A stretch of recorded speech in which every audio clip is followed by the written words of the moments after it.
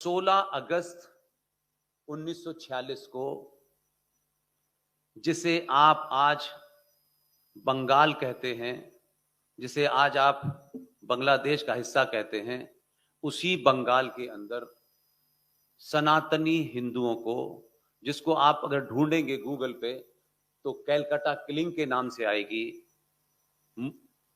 2-3 उसके किलिंग के नाम हैं।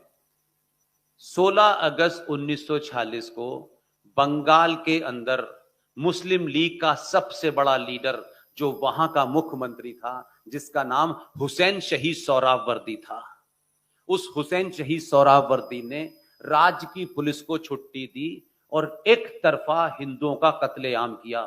सड़कों पे लाशें पड़ी हुई थी, नंगी औरतें, बेटे बेटियां।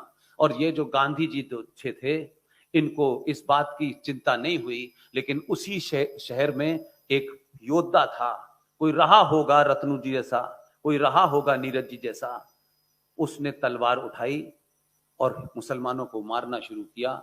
जब उसने मारना शुरू किया तो हमारे महात्मा जी वहां पहुंचे और अनशन पे बैठे और उससे कहा कि तुम अपने हथियार रख दो। उस आदमी की बहादुरी देखिए, क्योंकि हम अपने योद्धाओं को चुनते वक्त उनके अंदर ऐसा ढूंढते हैं जैसे लड़की के लिए वर चुन रहे हो।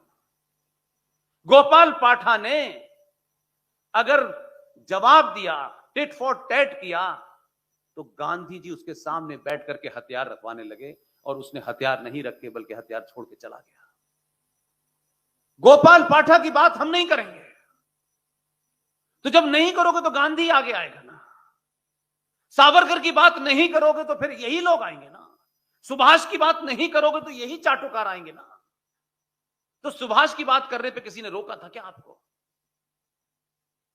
और 16 अगस्त 1946 को डायरेक्ट एक्शन करके पूरे देश के हिंदुओं को डराया और एग्जैक्टली 1 साल बाद 14 अगस्त 1947 को पाकिस्तान बन गया। ऐसी हमारे यहां शायरी का बहुत शौक है लोगों को। अभी जिस शायर की बात हो रही थी वो अब अल्लाह को प्यारे हो गए, उनका जिक्र किया गया। मैं उसको कितने सालों से ये बात कहता रहा, भाई अगर तुमको ये तमीज नहीं है, भाषा का ज्ञान नहीं है, सामने वाला तुम्हारे बाप को गाली दे रहा है और तुम ताली बजा रहे हो, क्योंकि हमें यह आदत है कि कहीं हम अलग थलग ना पड़ जाएं। जिसकी अभी डेथ हुई है, वो एक शेर बहुत जोर जोर से कहता था और 99% हिंदू ताली बजाता था। सोचिए कि जिन्हें हम पंचर जोड़ने वाला कहते हैं, वो आपसे 1000 साल आगे थे। वो आपको कहता था कि जो आज साहिबे मसनद हैं, अब इसमें उर्दू किसी की समझ में नहीं आएगी कि जो मसनद होता है क्या होता है। पहले राजा महाराजा सुल्तान जमीन पर गद्दा बिछा करके गोल तकिए पे हाथ रख करके राज चलाते थे। उस गोल तकिए को मसनद कहते हैं, मसनद, जो आजकल हिंदू परिवारों के ड्राइंग रूम की खूबसूरती बढ़ाने के लिए रखा जाता है। वो कह रहा है कि जो आज यानी 2014 के बाद जो लोग इस सत्ता पे बैठे हुए हैं, जो आज साहिब मसनद हैं, यानी जिनके पास आज ताकत है, ये किराएदार हैं, मकान मालिक नहीं है। और हिंदू ताली बजा रहा है। वो आपके मुंह पे साफ साफ कह रहा है कि इनको थोड़ी देर के लिए किराएदारी पे मिल गया है, लेकिन ये किराएदार नहीं, ये मकान मालिक हम हैं। लेकिन हमने ताली बजाई, वो तो अल्लाह ने जल्दी बुला लिया, नहीं तो अभी हम और ताली बजाते रहते। हम क्या हैं भाई? बात करेंगे तो कहां भगवान राम से शुरू करेंगे, अनादि काल से शुरू करेंगे। कभी कभी लगता है कि हिंदू समाज अपनी कायरता को छुपाने के लिए, सच बात से मुंह मोड़ने के लिए, सामने खड़ा हुआ पागल कुत्ता उसे काट ना ले, इसलिए वो नए नए मंत्र का इजाद कर लेता है कि देखो कुत्ता तो पागल है, इसके लिए ये वाला मंत्र पढ़ो तो ये चला जाएगा। पागल कुत्ता मंत्रों से नहीं जाएगा, पागल कुत्ते के सर में गोली मारोगे तभी खत्म होगा। आप तय करें कि आपको आज जीना है या अगले 1000 साल तक इस देश को सुरक्षित करना है। कोई नरेटिव हमारा ऐसा नहीं है जिसमें हम ये बात कहें, फिलॉसफिकली कहें कि हम कौन थे और कहां से आए थे। इसलिए हमने झूठ का पुलंदा 15 अगस्त 1947 को देश बट गया, लाखों लोग मर गए, 10 लाख सनातनी हिंदू मरे, उनकी लाशें हुई और मात्र 50 साल में आप भूल गए। ढोल बाजे बजाते हुए बस लेके पाकिस्तान जा रहे हैं। हमें दोस्ती करनी है, वो भी हमारे पड़ोसी हैं।